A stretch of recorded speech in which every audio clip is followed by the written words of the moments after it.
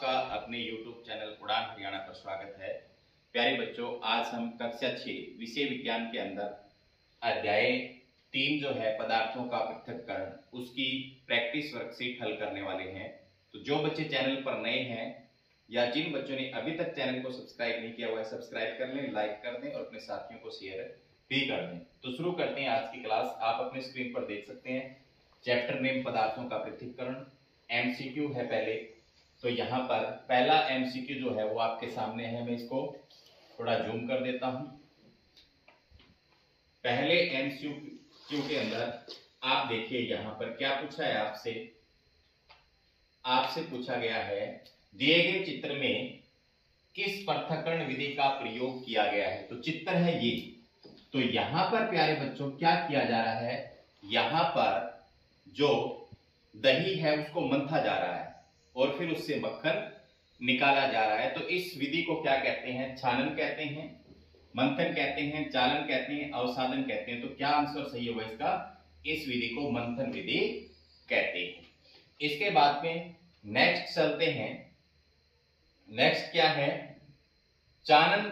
ये यहां पर चालन नहीं है, ये चालन होना चाहिए, चालन विधि होना चाहिए। यहां पर गलत टाइप है, यहां पर ये क्या है? चालन। चालन विधि से आप किस मिश्रण को पृथक कर सकते हैं? चालन का मतलब छलनी से छानना। तो कपास के बीजों को छानते हो क्या? नहीं। दूध से मक्खन को छानते हो क्या? नहीं। आटे से नमक को छानते हो क्या? नहीं, क्योंकि दोनों ही छलनी से निकल जाएंगे। यहां पर चाय से पत्तियों को अलग करना। चाय जब बनती है तो आप पत्तियों को किससे अलग करते हो? छलनी से अलग करते हो। तो यहां पर चौथा ऑप्शन है वो बिल्कुल सही हो जाएगा, चाय से चाय पत्तियों को अलग करना। इसके बाद में आगे जो है तीसरा, निम्न में से कौन सा चित्र निष्पावन विधि को दर्शाता है? यहां पर निष्पावन विधि में आपको बता देता हूं क्या होता है। भारी और हल्के कणों को अलग करने के लिए प्रयोग की जाती है। भारी कण नीचे यहां गिर जाएंगे और हल्के कण है वो उड़ जाएंगे। तो यहां पर ऐसी विधि आपको कौन से में नजर आ रही है? तो ये तीसरे ऑप्शन में नजर आ रही है। कौन से में नजर आएगी आपको?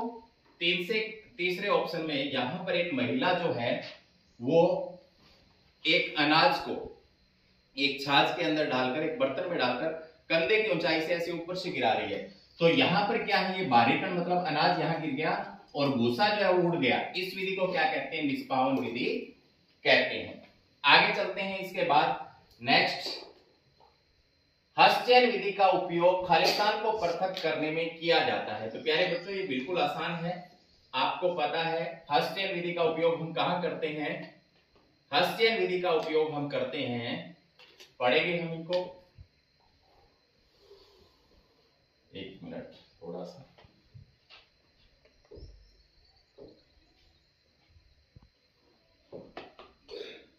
कुछ बड़े एवं मात्रा में कम अशुद्धियां। तो बिल्कुल पहला ही ऑप्शन यहां पर बिल्कुल सही है। कुछ बड़ी अशुद्धियां हो और कम मात्रा में हो, उसको हाथों से चुनकर अलग कर सकते हैं। जैसे गेहूं के अंदर, चावल के अंदर अगर थोड़े बहुत कंकड़ पत्थर हो बड़े आकार में, तो उसको हाथों से चुनकर अलग कर सकते हैं। तो उस बड़े मात्रा में अत्यधिक अशुद्धियां गलत है। कुछ भारी मात्रा में अधिक अशुद्धियां ये भी गलत है। उपरोक्त में से कोई नहीं, ये भी गलत है। तो इसका ऑप्शन कौन सा सही हो जाएगा? पहला बिल्कुल सही हो जाएगा। आगे तीसरा यहीं पर पढ़ लेते हैं, पांचवा यहीं पर पढ़ लेते हैं। दी गई विधि में से किन को पृथक किया जा रहा है? तो प्यारे बच्चों यहां पर देख लो, यहां पर एक किसान जो है वो क्या है? सूखी डंडियों से अन्न कणों को पृथक कर रहा है। ये आपकी किताब में चित्र बना हुआ है, ध्यान से देख लेना। तो पहला ही ऑप्शन इसका सही हो जाएगा, सूखी डंडियों से अन्न कणों को पृथक करने का ये चित्र है। आगे चलते हैं। इसके बाद में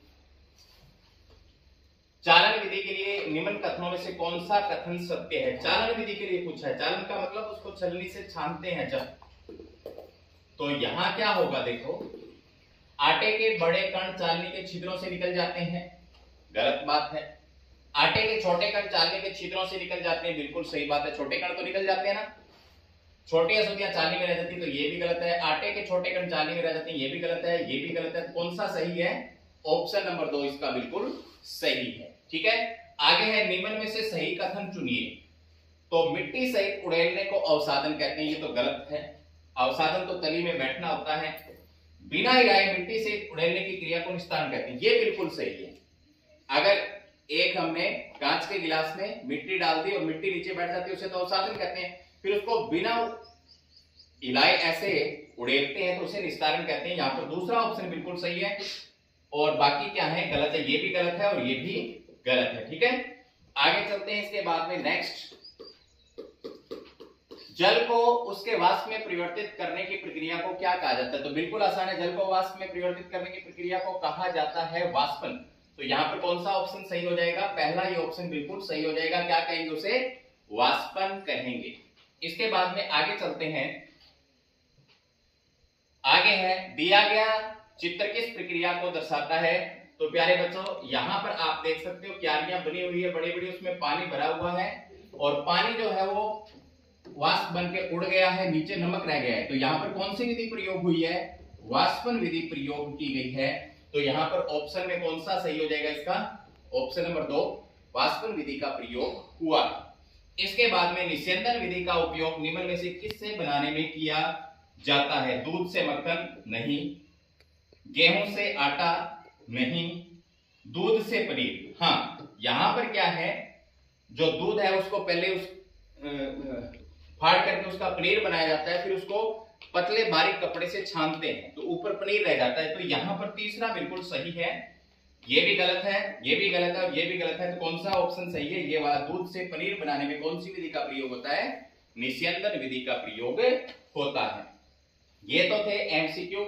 इसके बाद में प्यारे बच्चों, आपकी वर्कशीट के अंदर ये 5 प्रश्न और हैं। पहला 11वां प्रश्न है, पदार्थों के पृथक्करण की आवश्यकता क्यों होती है? तो मैं बोल के बता देता हूं, पदार्थों के पृथक्करण की आवश्यकता क्यों पड़ती है?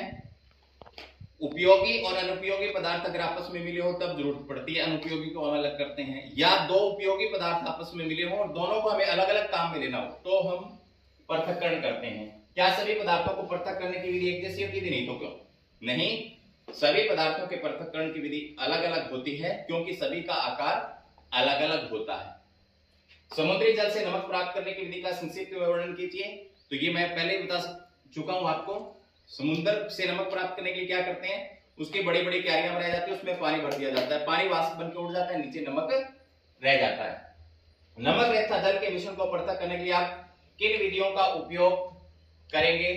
तो नमक और रेत अगर मिला हो तो उसको पानी में घोल लेंगे, रेत नीचे बैठ जाएगी, फिर क्या करेंगे, गिलास को ऐसे तिरछा करके ऊपर से पानी निकाल लेंगे, पानी के साथ नमक होगा, फिर पानी को गर्म कर देंगे तो पानी उड़ जाएगा और नमक रह जाएगा। आगे संतृप्त और असंतृप्त विलयन में अंतर स्पष्ट करो। प्यारे बच्चों, संतृप्त विलयन कौन सा होता है? अगर कोई गिलास है पानी का भरा हुआ, उसमें नमक घोलते जा रहे हैं तो एक अवस्था ऐसी आती है उसमें घुलना बंद हो जाता है। तो ऐसा विलयन जिसमें और ज्यादा न घोला जा सके किसी पदार्थ को, वो संतृप्त होता है, और जिसमें घोला जा सके वो क्या होता है? असंतृप्त विलयन होता है। तो आज की क्लास में इतना ही। उम्मीद करता हूं कि आपको समझ में आया होगा। मिलते हैं नेक्स्ट क्लास में, तब तक के लिए बाय बाय।